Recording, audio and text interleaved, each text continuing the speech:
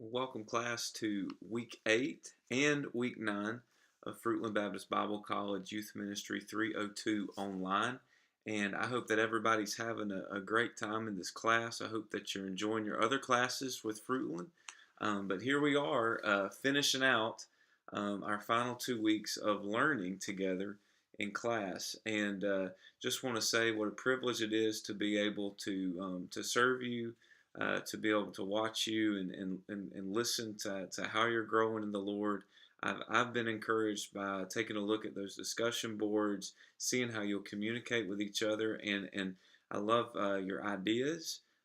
Many of you have a passion for students, and that just thrills my soul.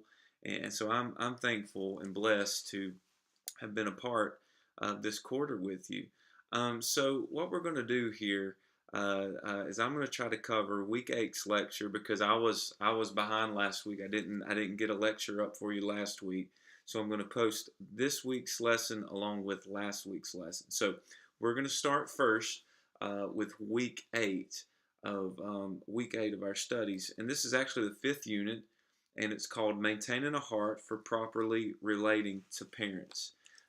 This is the lesson that I think connects our students with the parents and the value of family ministry over student ministry specifically. What we're wanting to do is we're wanting to reach mom and dad, brother, sister, along with the student that's involved with your ministry. I believe that relating to parents is in and reaching the parents and reaching the whole family will prove to be more valuable in your student ministry than just trying to reach the student alone. The biblical purpose, and this is where I get this foundation for family ministry. The biblical purpose can be found in the early model of the church. If you would look in Acts chapter 2, you'll see that the church met daily together, and you'll notice that there was no segregation of ages. They all met together from home to home. The Bible doesn't give any clear specific age differential. I think everybody was together. If you look in Titus chapter 2, you have specific instructions to parents and older men and older women on how to mentor younger men and younger women. So it was a shared role. It's family ministry. Everybody was involved. If you look at Deuteronomy chapter 6, you see specifically the commands in God's word for the family to raise their children, for mom and dad to have hands-on opportunity to raise their children in the instruction of the Lord. Proverbs 1 verse 8, Proverbs 4 verse 1, Proverbs 6 verse 20. All of these are instructions to not forsake the teaching and the instruction of the parent in the home. Ephesians chapter 6 gives us the dynamic of the family from Paul's perspective. Okay, same thing with Colossians chapter 3. So, so what we see here, if anything, we see more of a pull for family integrated discipleship and ministry than we do for student ministry and a student pastor. Now, I'm thankful for student pastors. The church that I serve with has a student pastor. I have been a student pastor. I see a lot of value in having youth ministers. Don't get me wrong, but at the same time, I feel like that youth ministry is best carried out as long as you can keep the parents involved. The goal of student ministry is to reach your families and to equip your families. Now, I have quite a few testimonies of families that have been reached solely through student ministry. Okay, I'm thinking about one family in particular that we reached not too long ago. The father of the home had cancer. He was really sick. He eventually died, but God put it on his heart that he needed to get his family in church and get his family under the instruction and training of the Lord. And so he brought his family with them to the church. I met their son, and we hit it off real great. He started coming to youth group. Eventually, though, that entire family was won to Christ. And where did it begin? It began out of a father's heart to nurture his family in the Lord. And so he looked to the church. It wasn't because of student ministry, it was because our church family reached the family. All right, I could give you a number of other ways that I see that family ministry is more vital. I mean, within our church today, I'll give you one not so far away example. There's a young family that comes to our church right now, and the husband of the house felt led to get his family involved in a local church. They had been going to a church with his parents, and he had never really ventured out on his own. So he had always stayed with his parents in church. And him now being a grown man, 24, 25 years old, he felt led to move his wife and his daughter to a church that would nurture and care for and lift up his family together. And so they started coming to Midway where we are. And I see discipleship taking place. This man's leading his wife. They've got a little girl that he wants to learn about. He wants her to learn about Christ and grow in Christ. And so that's where I see again family ministry. My point is this, okay? And you maybe have other examples where you've seen the whole family reached in the process of trying to reach a student. But my point is this: don't settle, okay? There's nothing like reaching the entire family. One of the biggest struggles that you'll probably have in student ministry is the struggle of getting the student to come to church. They come to church and they worship with your youth group, and they're there week in and week out.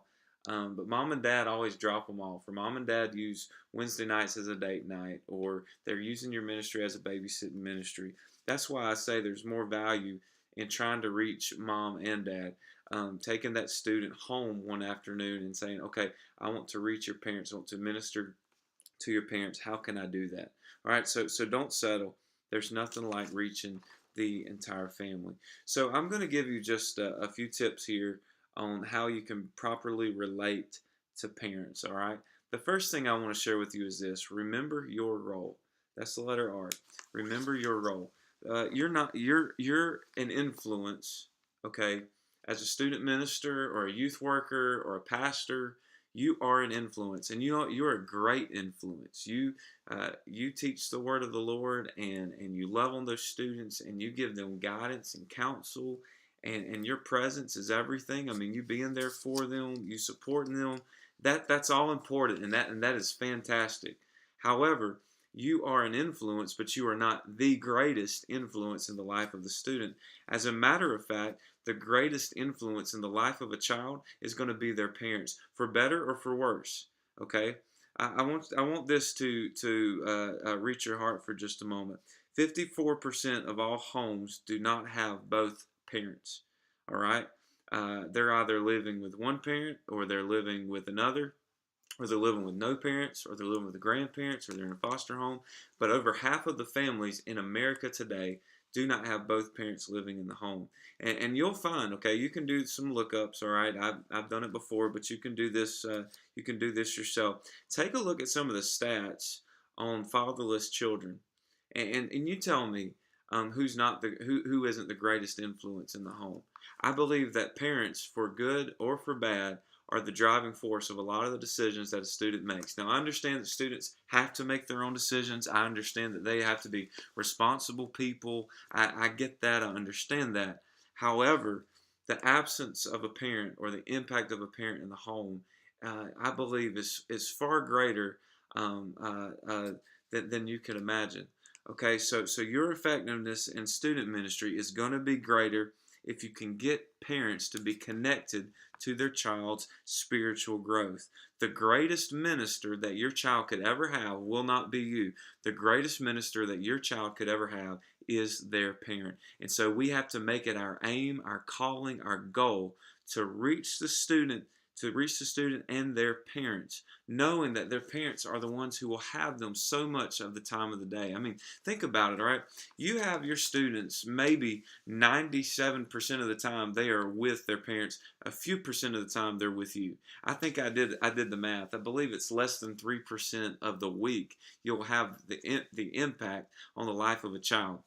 All right, and so you're talking just a few hours a week that you'll have them in the classroom, or you'll have them on a trip or a retreat.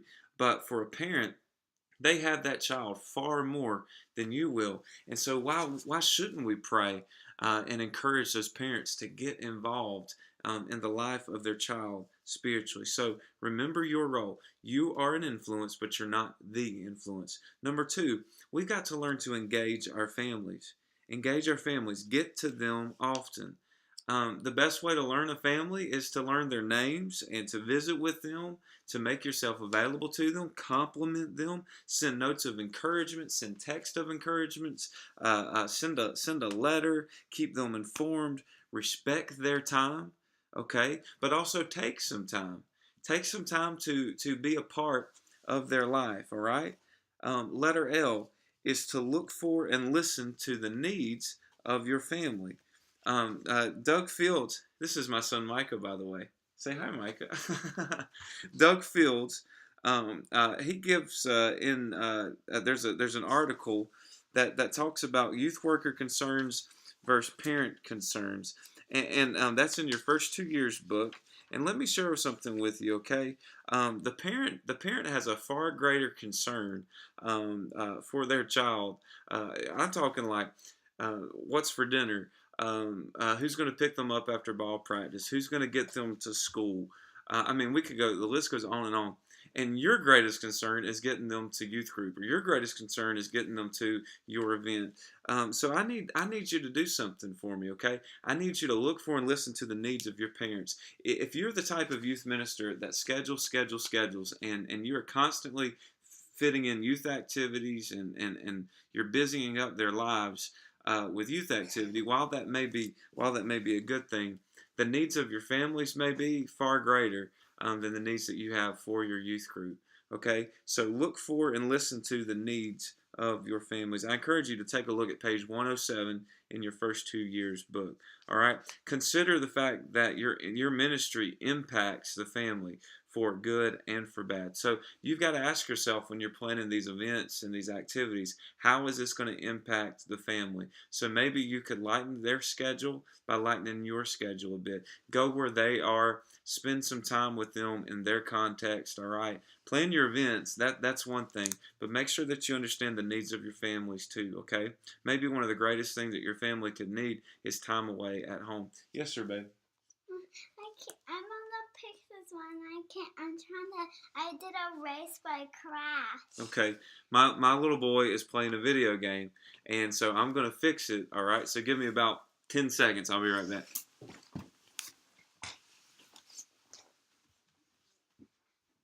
you talking to?